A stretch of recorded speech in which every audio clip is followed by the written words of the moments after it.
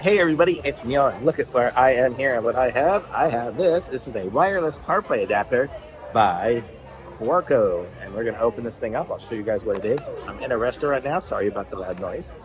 I'll show you what it is, and then I'll show you it in the car shortly. So let's see what all we got in here. Take everything out. So we have, okay.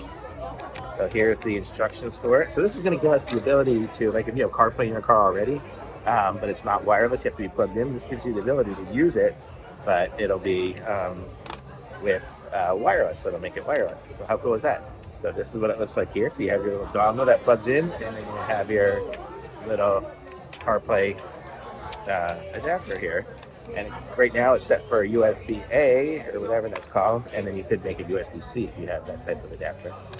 And what else do we have in here? We have this. This looks like double-sided tape, so we could put it on here and tape it onto something. Does it have tape on it? Plastic on it?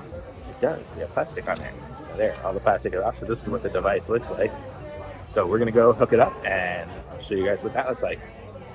Okay, so we're connecting to Smart Dongle, and we'll see if it shows up.